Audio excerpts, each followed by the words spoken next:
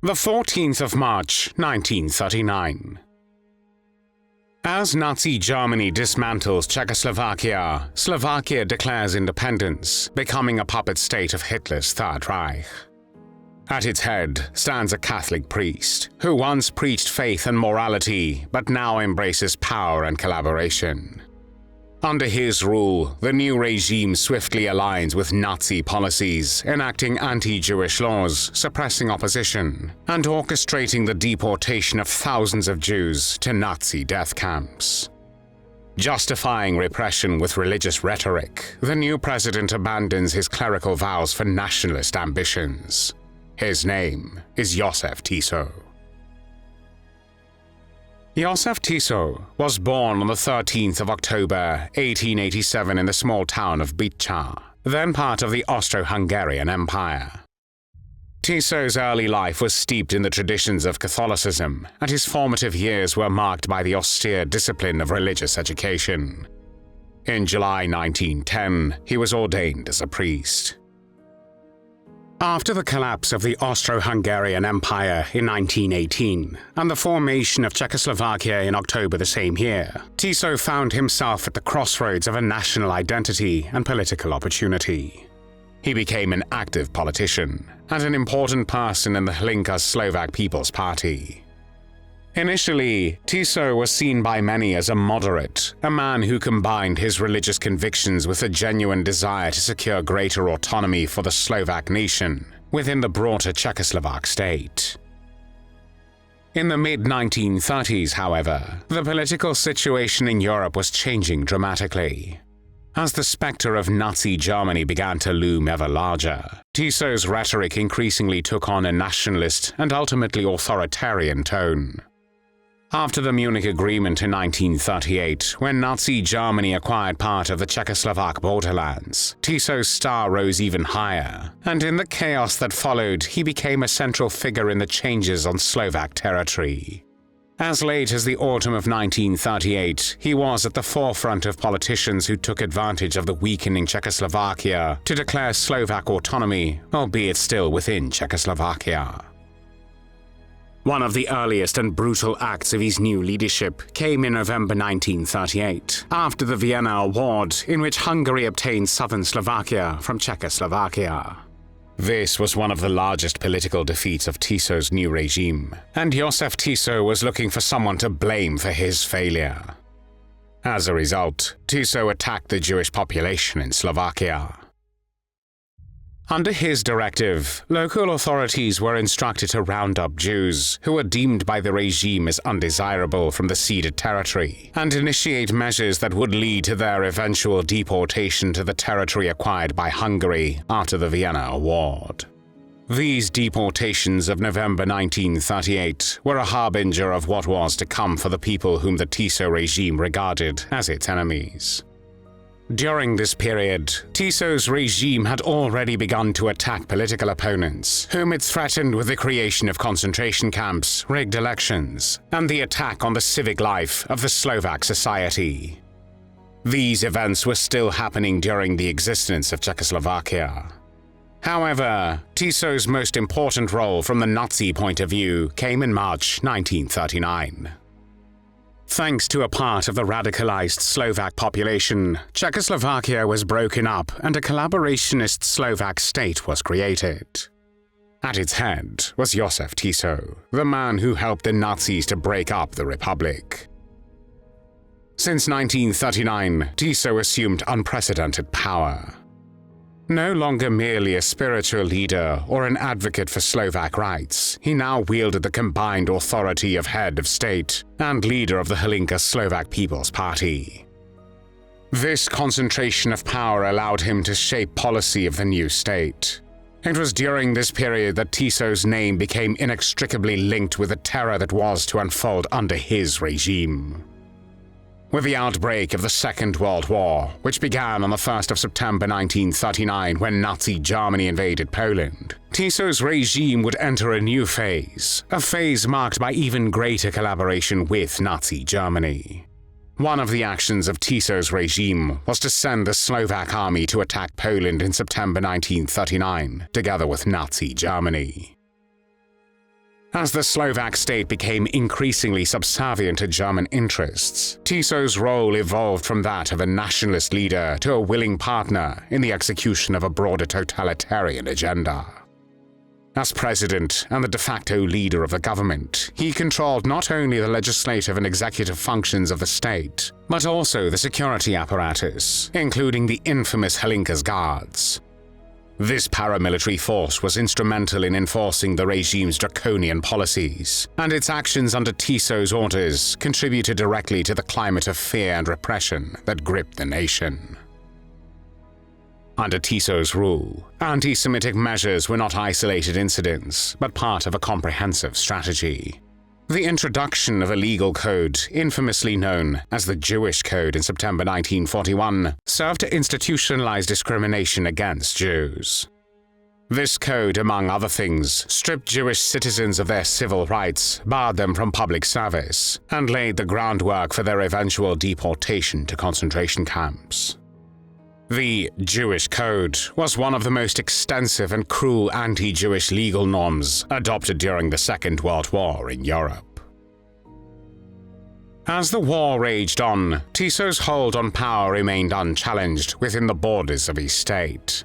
His ability to project an image of unwavering resolve through both public appearances and official pronouncements helped to maintain an aura of legitimacy, even as the policies he endorsed led to widespread suffering. His speeches, delivered with the cadence of a seasoned orator, often invoked themes of national destiny, religious duty, and historical inevitability. Yet behind this veneer of piety and patriotism lay decisions that would forever stain his legacy.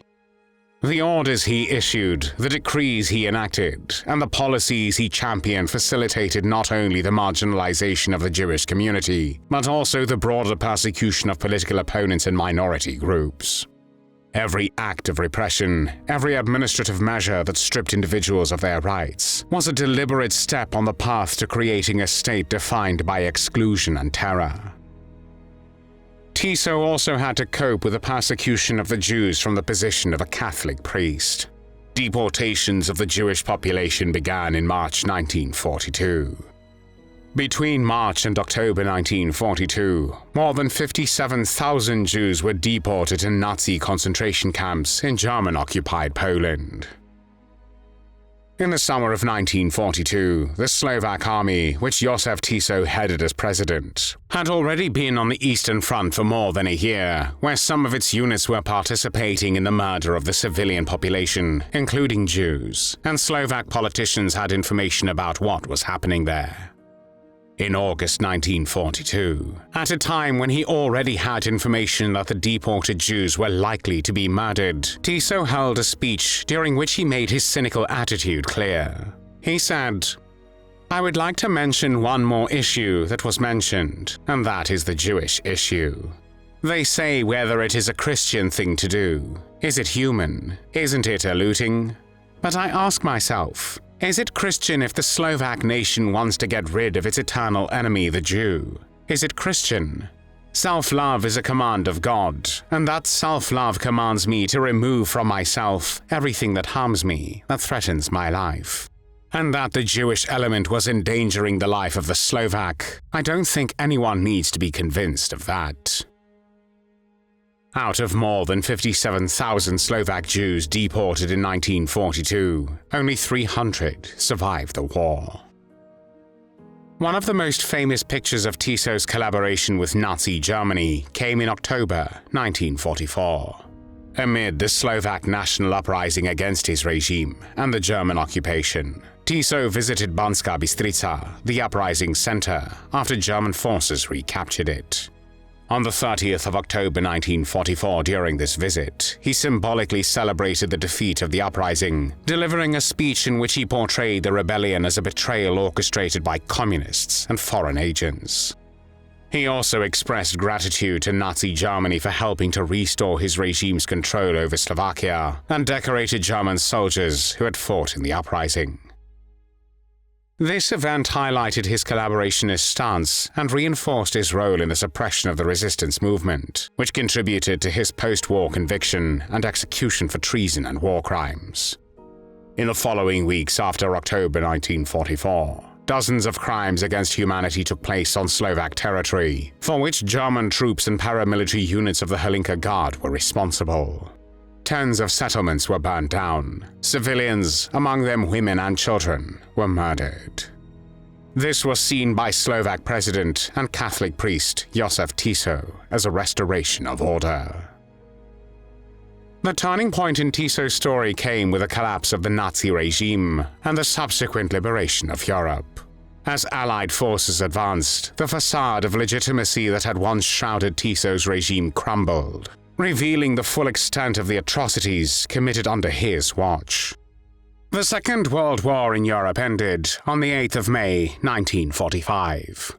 In the immediate aftermath of the war, as the world struggled to come to terms with the scale of human suffering inflicted by totalitarian regimes, Tiso was captured in June 1945 in the German town of Altötting. The same year, he was extradited to Czechoslovakia, and his trial began on the 2nd of December 1946. The National Court in Bratislava, under intense international scrutiny and in the light of emerging principles of international justice, assembled a comprehensive case against him. Over the course of lengthy proceedings, documented in hundreds of pages of evidence, Tiso was held accountable for crimes against peace, war crimes, and crimes against humanity. In the courtroom, the weight of the evidence was overwhelming. Witnesses recounted harrowing experiences of displacement, loss, and humiliation. Official documents detailed every order signed by Tiso that had led to the mass deportation and persecution of Jews and other marginalized groups. The trial was not merely a legal formality. It was a profound act of historical reckoning, a moment when the machinery of state-sponsored terror was laid bare for all to see. Despite attempts by some of his supporters in exile to cast him as a tragic figure overwhelmed by circumstance, the verdict was clear. Jozef Tiso was a war criminal, a man whose actions had contributed directly to the suffering of tens of thousands of innocent people. Perhaps the most enduring and perplexing aspect of Tiso's legacy is the deep contradiction between his religious calling and his political actions. As a Catholic priest, Tiso was expected to embody the virtues of compassion, humility, and moral integrity. However, as he ascended the ladder of political power, the very principles that had once defined him became subordinated to a ruthless pursuit of nationalist ambitions. His public pronouncements, though couched in the language of divine providence and national destiny, ultimately served to justify policies that were antithetical to the core tenets of the faith he professed. One of the most tragic ironies of his life remains that a man who preached moral rectitude on the pulpit endorsed systematic persecution as a political expedient. When on the 18th of April 1947, Jozef Tiso was hanged in Bratislava in a somber and highly charged atmosphere, he was 59 years old. The night before the execution, Tiso said that he felt like a martyr of the Slovak nation, and as he walked to the gallows, he was wearing his clerical outfit. His death was not just the end of a controversial life, but also a symbolic act, a rejection of the policies and ideologies that had led to immense human suffering.